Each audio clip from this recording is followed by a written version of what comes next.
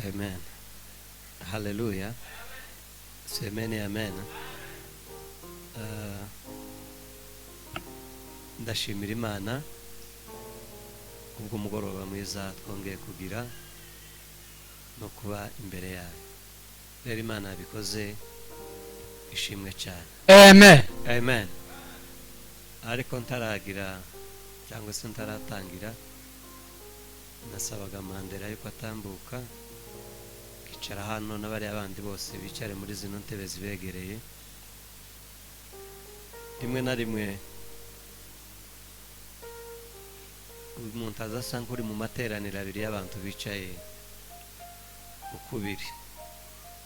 Rero ubona intebe yiwe imbere yiwe itariho umuntu ayitambukireho ayicareho kugira ngo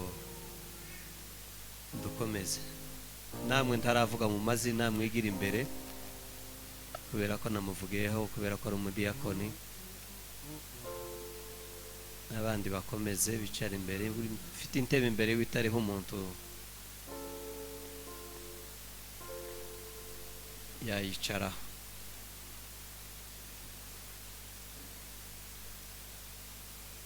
Reka nsabe Reveraze kumfasha soma mu gitabo cy'ibyakozwe n'intumwa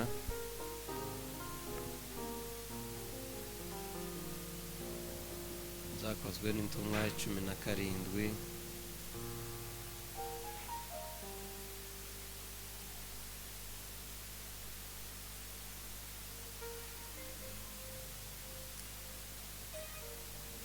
Cumi na karindwi no kuri 30 abahashaka. Naje nongeye gushimira Imana kubw'amako yabaye ejo, ubukwe bw'amahirwe n'ubukwe bwa Ziraje. Ndashimira Imana yakoze ibitangaza, bakaba bubatse, Imana ishimwe. Nanone kuri abakuru baza baca umugani bakavuga ngo umuntu azakora hasi akakwibutsa gutora ibuye. Naje ndashimira Imana kubwa Papa Pasi. Mu by'ukuri rimwe na rimwe gusengera umuntu utazi n'ishusho yiwe, hari igihe nuwageze n'intege nkeya ntibomurenganya cyane kubera ko nyine atabazi. Ariko kubera uburibwe byenda bitari byo gukeka, kubera uburibwe bwari mu mitima y'abantu n'ikintu cyari kibaye, abantu barabasengeye bivuye ku mutima. Gusa nyine ni nkaho nari nabyibagiwe, n'iminsi bamaze hano sinigeze mbyibuka. Rero turashimira Imana ko turi kumwe twicaranye, tunashimira n'Imana yabarinze. Imana yo mu ijuru ishimwe. Amen.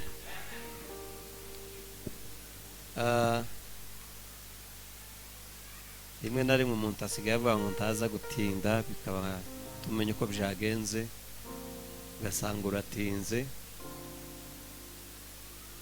Noneho reka mvuge ko byenda dukoresha nyine umwanya uri hagati. Sintinda cyane ariko nyine ndatinda bukeye, kubera byenda abantu bataza kurambirwa mu mitwe. Ndaza gutindaho bukeya niko kwiza, cyangwa se ko ndi bubihabwe uko niko ndi bubikoreshe. Reka nkoresha iyo mvugo. Nimpabwa umwanya muremure ndabikora, kandi nimpabwa umwanya mutoya nabwo ndabikora. Ndashimira ku muhagarikizi, ndashimira ubuyobozi bw'itorero bwampaye uyu mwanya bukabona ko ndi umwizerwa kugira ngo mpagarare imbere ya mwebwe bangira icyo mbageza. Itorero ryangiriye icyizere, namwe mukaba mungiriye icyizere, mukaba mwicaye mugiye gutegera ibyo turi buvuge.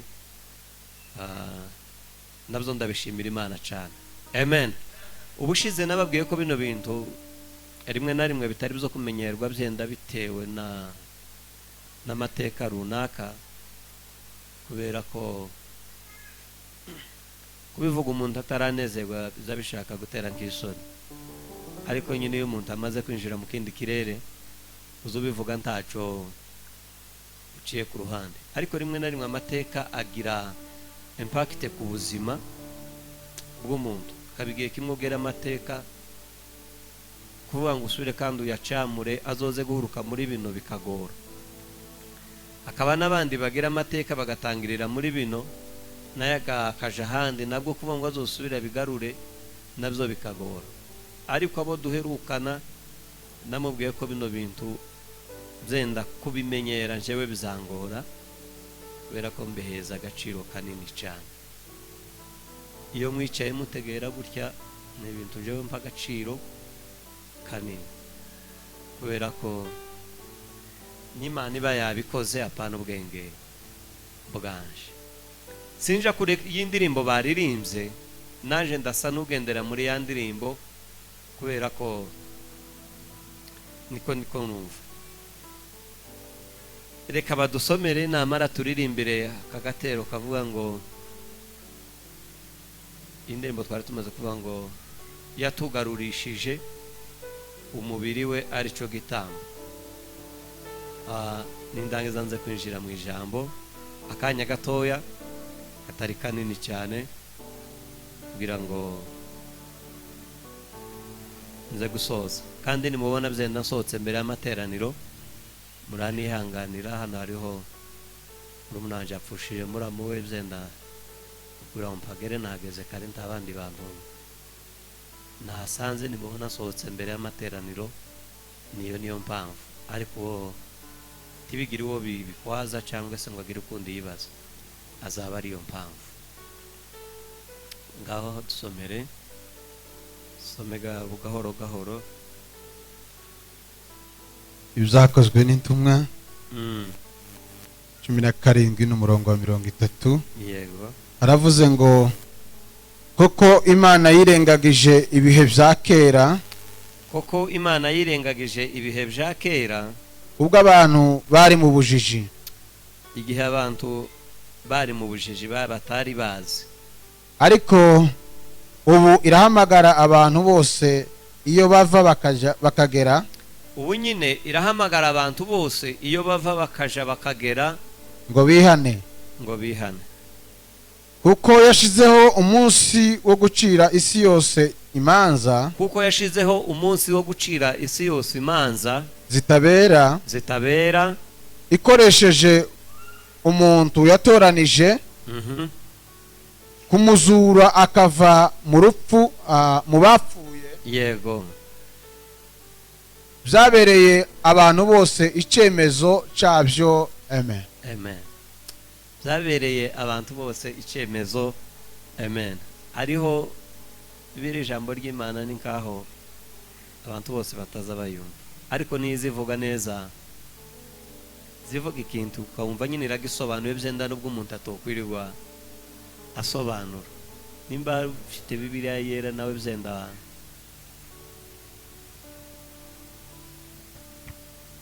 nawe yaza kudufasha dusome Bibiliya yera. Byenda n'ufite ntagatifu nawe aze kudufasha, byenda asome ku 30:31 aho ngaho. Soma 30 Bibiliya yera. Haravuga ngo nuko iyo minsi yo kujijwa Imana yarayirengagije, ariko noneho itegeka abantu bose bariho kwihana, kuko yashizeho umunsi wo guciraho urubanza. nuko garukira aho ngaho. Akantu ndiko nkenera cyane no kuvuga ngo Imana yategetse abantu bose kwihana. Nimba wabonye Bibiliya ntagatifu nayo twumva kwivuga,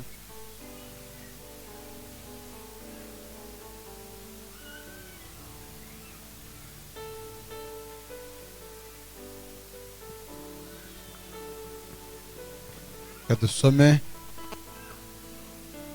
Aravuze ngo Imana rero yirengagije ibyo bihe by'ubujiji, none irahamagara abantu bose iyo bava bakagera ngo bisubireho, kuko yashizeho umunsi igomba gucira isi urubanza rutabera, ikoresheje umuntu yabigeneye, kuko yahaye bose icyemezo umunsi umuzura mu bapfuye. Amen. Amen. Amen.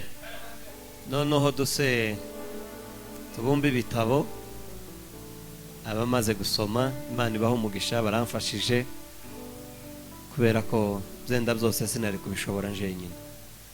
Ngaho turirimbira ko kantu n'indangiza. Yatugaruriye ubuzima batwawe n'icyaha, Amen. abugarurisha igitambo aricyo muriwe. Yego. Yatugaruriye ubuzima bwatwawe n'icyaha, abugarurisha igitambo aricyo muriwe. Yaje guhamagara imitima yari mu mwijima,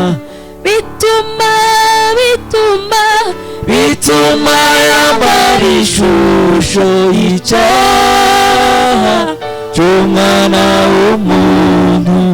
Yaje guhamagara imitima yari mu mwijima, bituma yambara ishusho y'icyaha cy'umwana w'umuntu. Yatugaruriye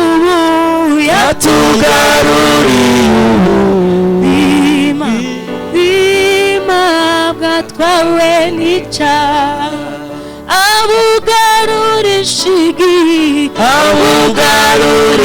igitambo aricyo muriwe. Ameni, ameni, ameni, ameni, ameni, ameni, ameni, ameni, ameni, ameni,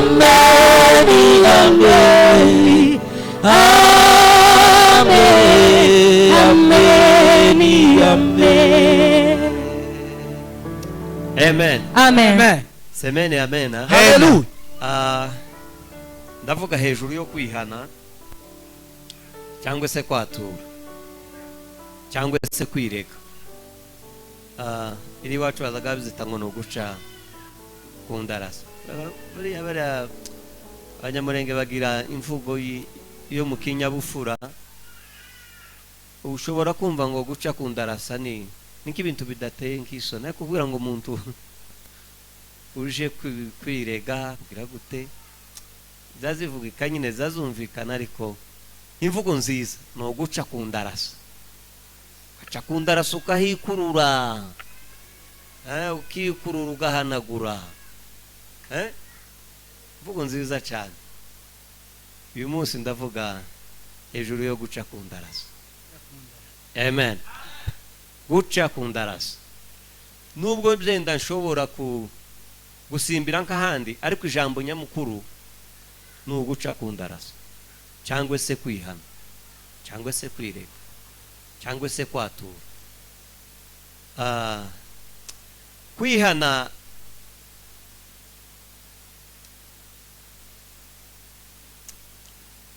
Kwihana ni imvugo iva ku ndiba y'umutima isesereza kamere y'umubiri. Sinzi nimba byumvikanye.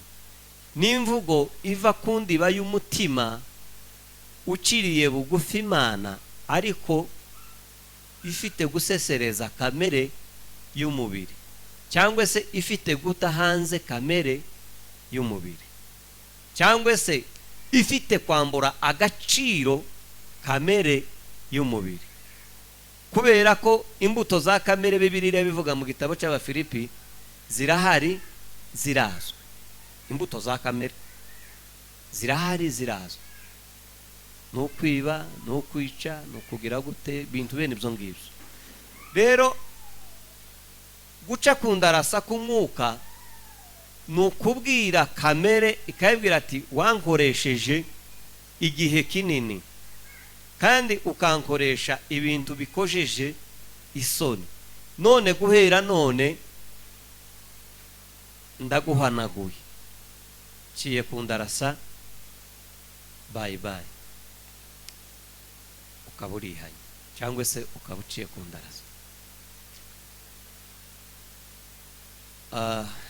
Sinzi uko byumvikanye, ndacyari ko nshakisha imvugo nziza ishobora gutuma iryo jambo ryumvikana. Kandi ntawe uzi uca ku ndarasa atarakoze icyaha. Icyaha nicyo kiza kibanziriza kwihana, kubera ko Bibiliya yatubwiye ngo Imana yirengagije iminsi yose yo kujijwa. Iyo minsi yose Imana yarayirengagije, kandi iminsi yo kujijwa Bibiliya ivuga si ukutamenya gukoresha WhatsApp cyangwa se ngo umuntu amenye gukoresha umuntu amenye gukora sente. Ntabwo ari bwo bujiji Bibiliya izivuga. Bibiliya izivuga ngo nirengagije iminsi mwabayeho muri mu bubata bwa kamere, muri mu ngeso mbi za kamere. Iyo minsi yose ndayirengagije ndi Imana. Kandi kuyirengagiza kose nuko twari mu cyaha, mu mwijima, dupfundikiye ahantu umuntu adashobora kwinyamambura, umuntu adashobora kureba hirya, umuntu adashobora kurangiza ikiri imbere yiwe. Ico gihe rero nico Bibiliya itubwira ngo nirengagije iminsi yanyu mwabereyemwo mu bujiji, nirengagije iminsi yanyu mwakoze mw'ibyaha. Iyo minsi yose ndayirengagije, ngiye kwitesha agaciro. Iminsi kamere yabashutse, iminsi kamere yababwiye ibitari byo, iyo minsi ndayirengagije, ndayirengagije kubera ko mwari mu bijiji. Nasomye Bibiliya irambwira ngo kuva isi n'ijuru byaremwa icyaha cyari gihari, ariko ntawe cyabarwagaho. Ariko cyari gihari, ariko nta muntu cyari kibarwaho. Tibovuze ngo Mutabazi ngo yakoze icyaha, ariko cyari gihari, cyari kiri kereke para aho ngaho, ariko cyari gihari. Umwana w'umuntu amaze gucumura yinjira muri cya cyaha, itegeko rimaze kuhaja, umuntu ahuza kamere ya muntu na cya cyaha, kiba icyaha bishingiye ku itegeko. Icyaha kiba kiraba, kandi umuntu azayihana icyaha. Bibiliya yavuze ngo iyo minsi yose yo kujijwa, yo gukora ibitari byo, ndayirengagije. Amen. Gukora icyaha ni ukwanga gushira mu bikorwa ubushake bw'Imana, nukwanga kumva icyo Imana igambiriye ku buzima bwawe. Ubuzima tuvuga si ubungubu bwa hano hanze, ni ubuzima bw'ubugingo, ubuzima bw'umwuka. Igihe icyo ari cyo cyose wanze gushira mu bikorwa ubushake bw'Imana, uba wakoze icyaha, uba wagomeye Imana, uba uri mu bujiji. Amen.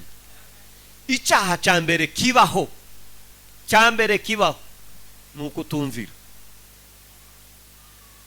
Kutumvira ni icyaha kibi, ni icyaha kibi kutumvira. Imana irema Adamu na Eva, ibashira mu ngobyi, ibaheza ibyo kurya, irababwira ngo izi mbuto zose muzozirye, ubu muzabane n'izi nyamaswa zose biri aha ngaha. Ngo irangize iramubwira ati uramenya kiriya giti kiriya kiri hagati cyo kumenyesha ikibi n'icyiza. Kandi Imana ntizi ivuga mu marenga, iravuga ngo ni mukirya no gupfa muzapfa. Noneho wa muntu Imana yaremye yanga kumva iby'Imana yavuze abirengaho, yanga gushira mu bikorwa ubushake bw'Imana bw'ico yari yavuze. Iwe akora ibyiwe, abakoze icyaha cyo kutumvira. Ingaruka zose dufite ubunyine ziza mu kutumvira.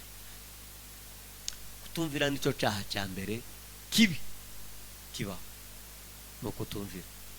Abasaza biwacu baza baca umugani bakavuga ngo umwana utumva ngo azayica inyoni itaribwa. Umwana utumva azayica inyoni itaribwa. Umwana utumva azayica inyoni itaribwa. Kubera ko atumvishije azakora ikidakorwa. Kubera ko wa mwana atumvishije ashobora no kwica inyoni y'inzirondo, kandi inzirondo izayica umuntu ntizimuraza. Habe n'inkara zaba zimwe zipfa z'inzirondo abantu bazirya bagapfa. Umwana utumva azayica inyoni itari. Icyaha cyo kutumvira ni kibi, nizo ngaruka tugenderamo. Kandi uku kutumvira amaze gucumura niho hariya baririmbye baravuga ngo yashatse ikintu cyotuma twongera kugirana ubusabane n'Imana, yirengagije iyi minsi yose twabayeho mu bujiji, abariho iza gutanga umubiri wayo kugira ngo abari uza kuba igitambo kidukuraho icyaha, kidukuraho kutumva, kidukuraho kudashira mu mitima ubushake bw'Imana buhora radutandukanya bikatugeza no mu rupfu. Icyaha kibi no kutumvira. Torero ry'Imana, mwumvire ababayobora. Amen.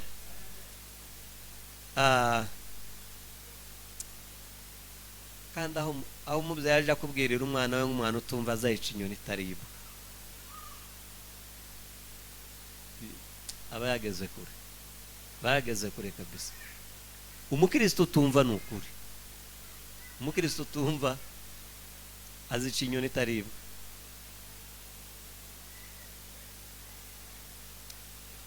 Kubera kino cyaha cyahabaye, ni ngombwa ngo twice kamere muri twebwe, twihane. Kubera ko icyaha kitarahari ntawo kwihana. Wo kwihana kisi, wo kwihana icyo utakoze. Ariko umwana w'umuntu amaze gucumura, amaze kutumva, n'ubundi yakomeje ya ngingo yo kutumvira. Kubera ko yarashitse Imana iramuhamagara amuha ngo Adamu, Adamu wagiye he? Ayo kuvuga ati Imana mbabarira, dore yamavuga ngo ni wa mugore wampaye. Ninkige yarabwiye Imana ati se wakamumpera giki nayo namugusabye?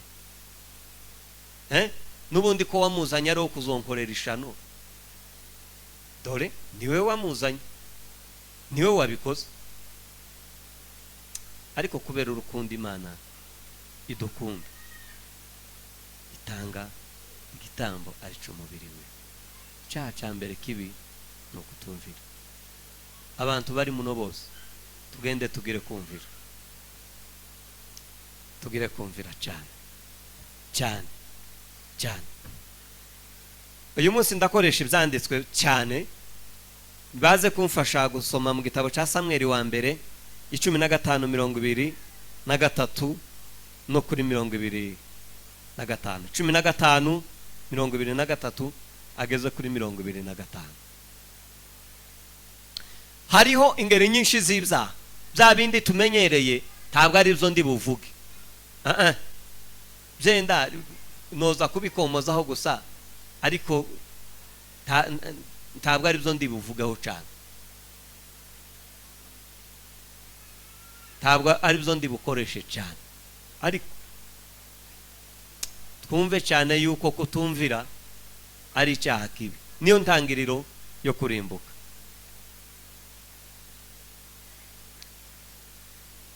Igihe bakiri ko bahashaka,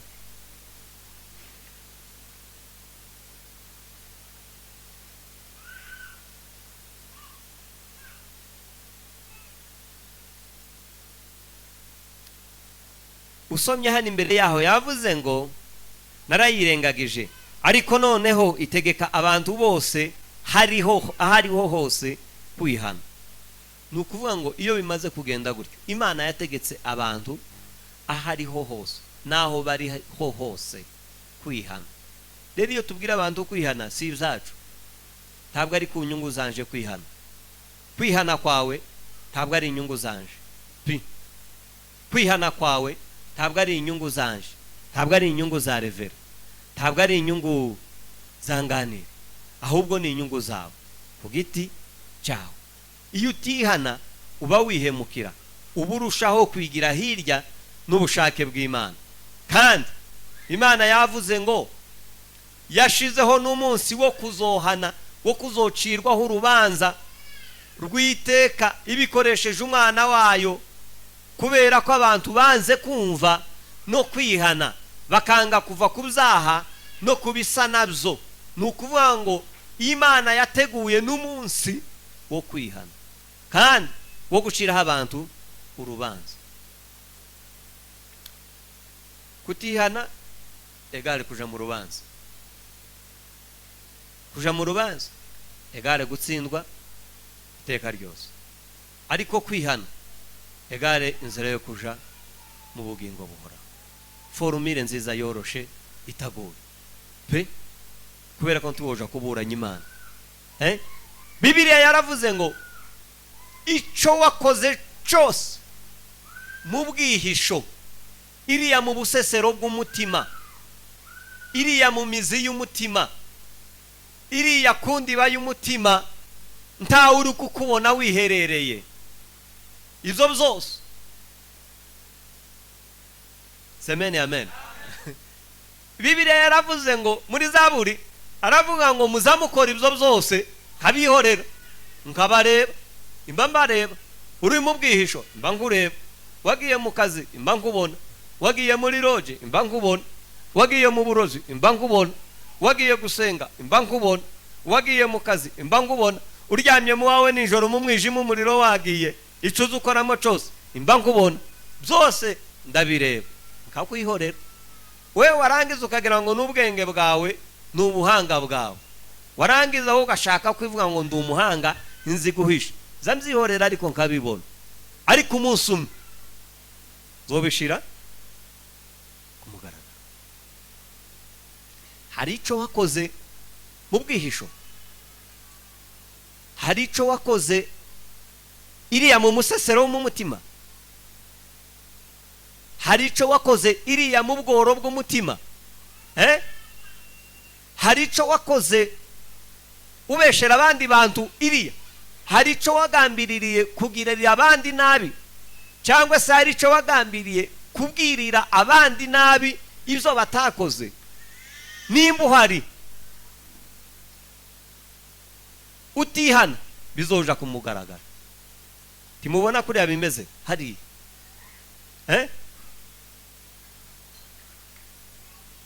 nimba ntarihanye.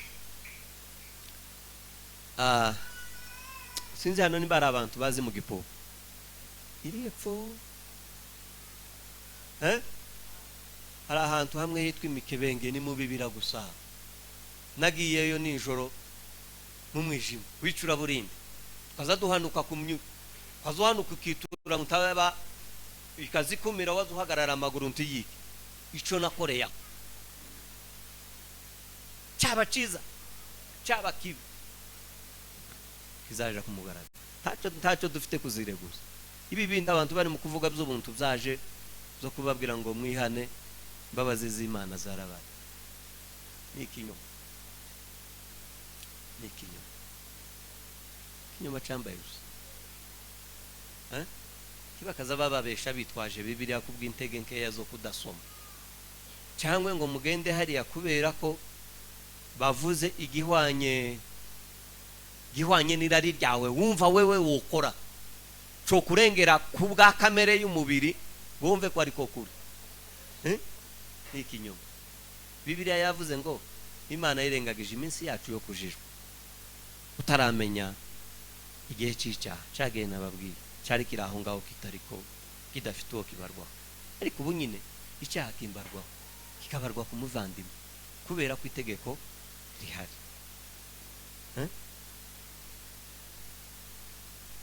Ibyo wakoze byose mu mwijima,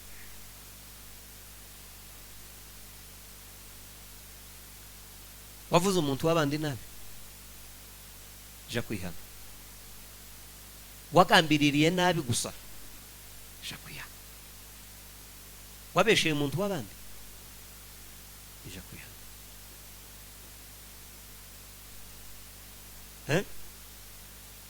Semene amen. Hari icyo upfa na mugenzi wawe, ja kwihana. Muri Matayo haravuga ngo kwifuza gusa iriya kundi ukifuza inka ya mugenzi wawe, uzogere gute? Uzoge kwihana wibye. Bibiliya iravuga ngo niwifuza umugore wa mugenzi wawe uzoba wakoze icyaha, ariko icyaha kinaniza gusa kwifuza. Noneho icyo wakoze utekereza ko kizama gishira gutya gusa, cyangwa kiza kiguruke gitwagwe n'iminsi kigenda? Igomba mwitera mugatekereza. Umwana utumva azayica inyoni itari. Uyu mugoroba wa none icyo wakoreye mu bibogobogo, mu bwihisho, mu bwihishiriye irepfo mu mirima y'imyumbati, ugacurira imigambi mibi yo kugirira abandi nabi, warangiza ntuje no kwihana. Zoje kwihana, ariko nutabikora Imana yateguye umunsi wo kuzociraho abantu urubanza iteka.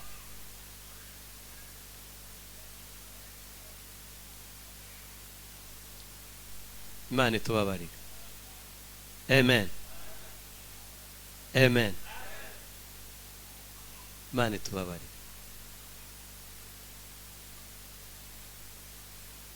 Hariho hamwe nasomye aravuga ngo abantu rimwe na rimwe bazabibwira ko bihanye kugira ngo biyorohereze icyaha, bakishira mu mahoro, bakagera ngo icyaha cyarashize.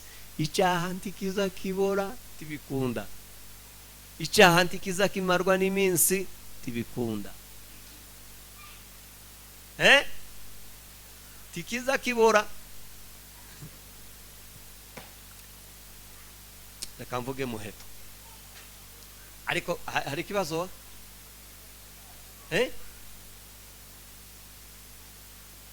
Abazi mu Gitumba ni bangahe? 4, 5, 6, 7, nanje 8. Aho hantu haba amavunzi, baza bayita habamwe imbara, hakaba n'ibindi by'ibishonda ushobora kubetamo ukamaramwe iminsi nta muntu urarubona kurabuka. Uri umuntu uri muzima ugaragara gutyo uboneka. Icyo wakoreye aho mu bwihisho, ndakurahiye kugeza kuri none kiriko kiratonyanga amaraso, kirasa n'umaze kwica umuntu ubu nyine none ahangaha. Abantu ngo dusome Bibiliya tuvuge oya, zo gusoma muri Bibiliya hazoza haba nyine igihe kimwe tubireke. Yeme twihana. Iyo mpagarara hano ukababwira ngo nazaga ngira gutya, nk'ukuri kw'Imana, iyo maze kuva muri wa mwuka nyine abata, ariko nahe nasaze ya bintu nindari wabintumye, nindari wabintumye, ariko nukwikuraho mu muriro. Mama, icyo wakoze iri epfo kuri Rusizi, ariko ntaco wakoze. N'urugero utekereze nk'irya mwabaga iri epfo, iri epfo kuri Rusizi. Ni kibisi. Torero ry'Imana, mwihane, twihane. Yesu Kristo ari hafi, karaza. Niko kwiza. Ubundi kubwira abantu ngo turiko turaja mu ijuru tutarababwira kwihana. kandi murakuzi twe tubivuze ba mbere kandi twebwe tubivugishije izindi mbaraga z'igitangaza zirenze izo bavuze mbere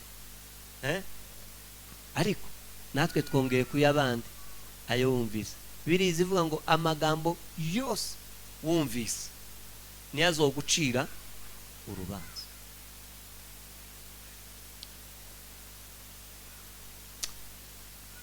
woba waragiriye kugirira umwana w'abandi nabi mu bwihishiriye tiwanabikora ja kwihana kubera ko Umuremyi aravuga ngo igorigota haracyariho n'ubu genda wihane umwikubita imbere uvuge yuko wamubabaje genda inzira zikigendwa. Yewe wa mugabo genda inzira zikigendwa. Yewe wa mugore we inzira ni umuharuro genda inzira zikigendwa. Yewe wa mukobwa we inzira zikigendwa genda uje kwihana. Niki giteye isoni? Ariko umuntu yogira isoni zo kuja kuvuga kugira ngo wikureho urubanza. None simbizi, yego simbizi, ariko n'ubu nyine biriko biragucumita mu mutima nimba hari ico wakoze utihanye. N'inkota izihora isoka, n'inkota ya buri munsi ya mu gitondo ku manywa na ninjoro wo kwiheza amahoro, ariko n'inkomanga ni reveye iba mu mutima ikoreshejwe na kamere itazikenera ko umuntu yova ohawe yarari, izihora ikubwira ngo wagize gutya wagize gutya. Muzogende jewe byigeze kumbaho ngikizwa kazaga tugendana mara kunezerwa kamwe ati we wagize gutya wa munsi kama numva ni nkabango bisimbugita mu mugongo kamanza ngasubira inyuma hari nabandi byabayeho kandi naracihanye cyararangiye, ariko wagira nka gutya ikambe kumbwira ati wewe jo ndi wariko ibi bigori by'abandi none ntasoni nikuru mubaza no mubandi ngo iri wacu yabaga ingeso yo kuvuga ngo umugore ntiyonezerwa bari kumwe n'umugabo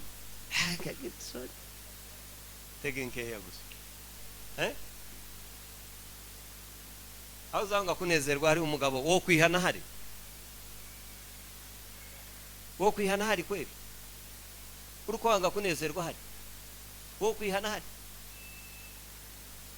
none wari kutinya umugabo mwahuye mukuze Imana yakuremye wowe uzotinyuka no kwireba mu maso.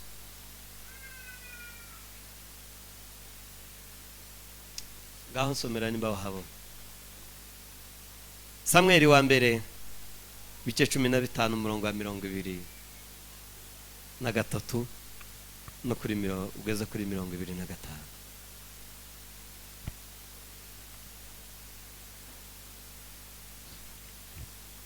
Samweli wa mbere 15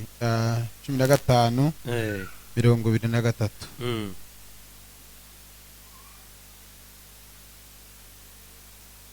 Aravuze ngo erega yanga abamugomera, erego ya Imana yanga abayigomera, abafata kimwe n'abapfumu. Nukuvuga ngo Imana izibafata kimwe n'abapfumu, babandi bagomera Imana, babandi bataza bumva iby'Imana, babandi bataza bakenera kwihana. Imana izibafata k'abapfumu. Abatava kwizima nabo abafata kimwe n'abasenga ibigirwamana, n'abandi bataza bumva ngo bave kwizima bazibukire, nayo izibafata ngiki kabasenga ibigirwamana. Ubwo rero wanze kumvira uhoraho, nawe yanze ko ukomeza kuba umwami. Nushake wicarira. Ubwo wanze kumvira uhoraho, nawe yanze ko uba umwami.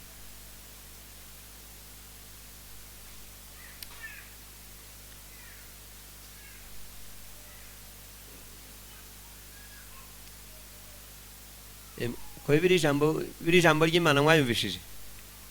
Soma yindi isanzwe yacu. Nabonye abantu batayumvishije. Isanzwe Bibiliya yera. Nindangiza ndavuga utundi tuntu katubiri nimara ndangiza.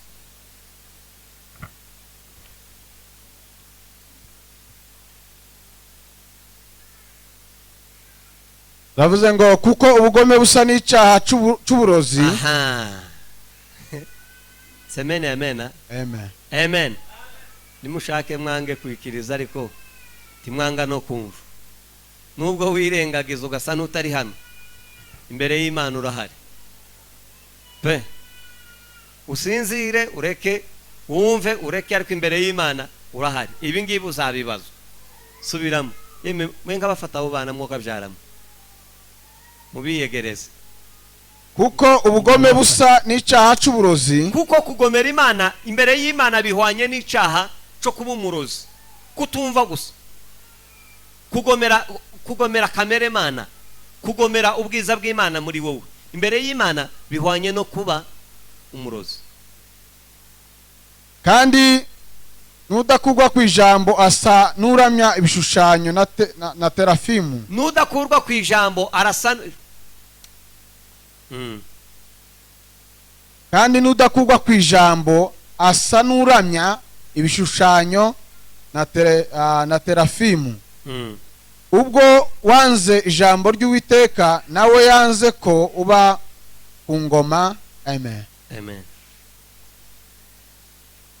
Iyo wanga kwihana no kugira guti Imana nawe yanga ko uzaba ku ngoma.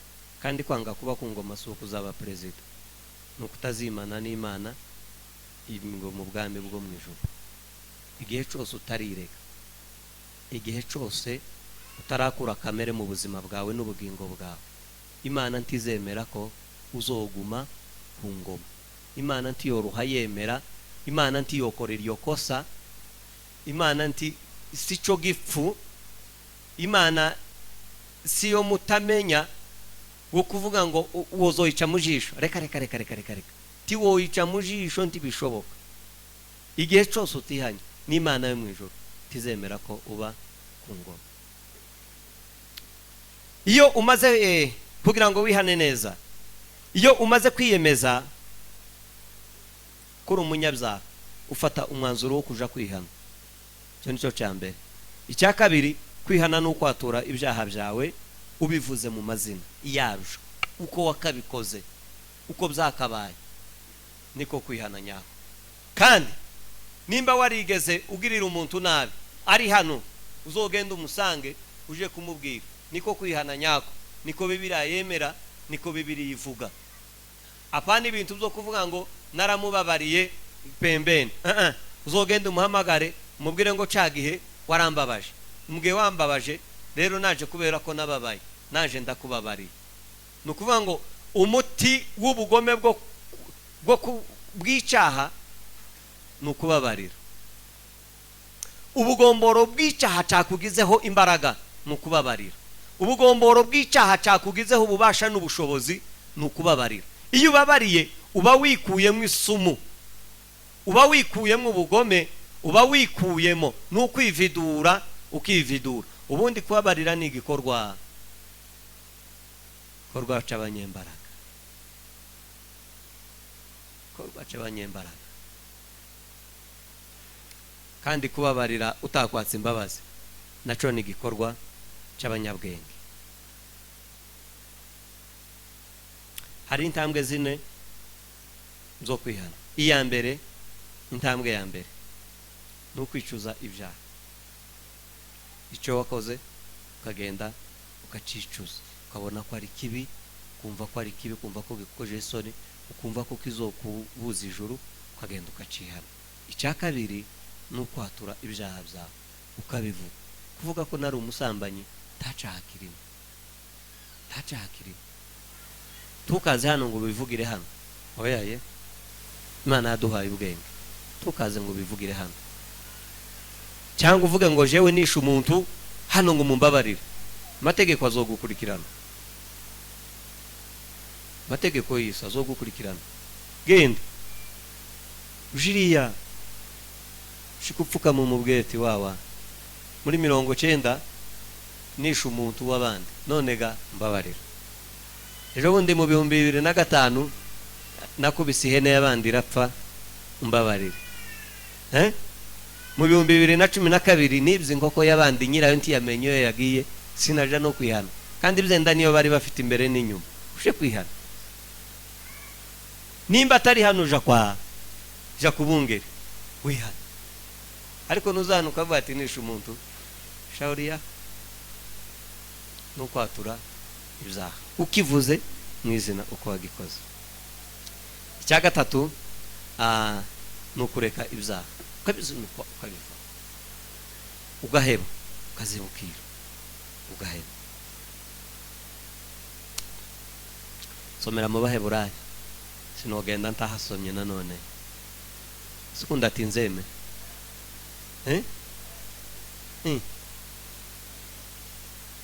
ndatinze ko ndiko numva ndikomba nko gufurubira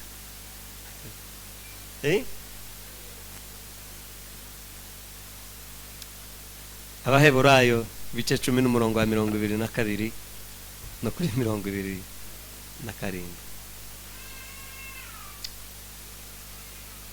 Abigarurisha igitambo arico mubiri we aje guhamagara imitima yari mu mwijima. Yaje guhamagara imitima yari mu mwijima. Yaje guhamagara imitima yari mu mwijima. Ngaho nimba wahabonye rero nushaka usome wicaye sawa. Aravuze ngo twegere dufite imitima y'ukuri twizera. Twegere dufite imitima y'ukuri kandi twizera neza neza. Twizera rwose tudashidikanya. Hatarimo gukeka. Imitima yacu iminjagiriwe gukurwaho kwimenyaho ibibi. N'imibiri yacu yuhagiwe amazi meza. Amen. Amen. Vango iyo umuntu yihanye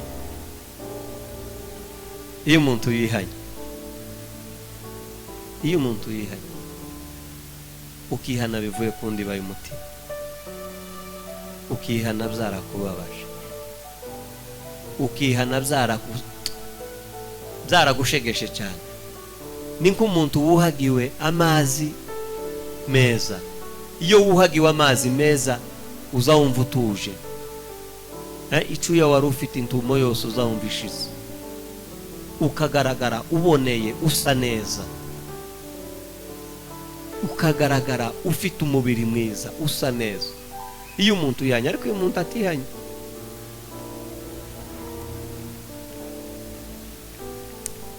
no kureka ibyaha. Icyanyuma ari naco navuze no gusaba imbabazi. Gusaba imbabazi. Dawudi amaze gukora icyaha yagiye gusenga Imana iramubwira ati nubwo wakoze icyaha ndakubabariye Dawudi kubera ko wihanye kuko umutima wanje ubishaka, kubera ko wavuze ikintu mwizera. Ariko nanone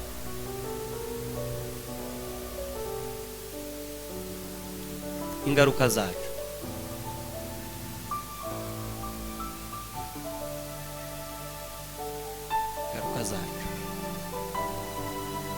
twihane tubikuye ku mutima mu by'ukuri tuzababarirwa tube abera imbere y'Imana.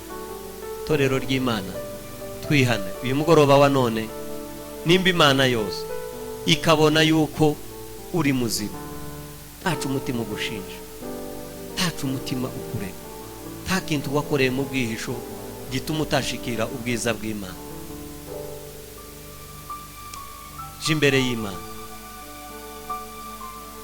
y'Imana kugira ngo Imana ikubabare. Ushobora kuba utarisha umuntu ariko waragambanye, ushobora kuba utaragambanye ariko wararenganyije mwene so. ushobora kuba utararenganyije mwene so wari ariko waribye igice cya 10. ushobora kuba utaribye igice cya 10 ariko hari ahantu wageze intege nkeya. ushobora kuba hari ahantu utagize intege nkeya ariko watonganye n'umugore ntimwaka n'imbabazi.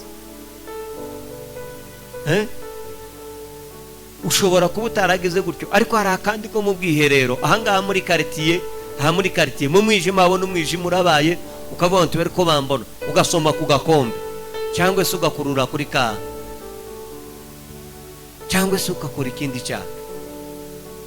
nimba uhari mugoroba wa none uhaguruka tukagufasha, tukakwakira imbabazi imbere y'Imana, ukagaragara uri umutsinzi, uri umwere. hari uhari kugira ngo ahaguruke tumufashe? reka kugira isoni.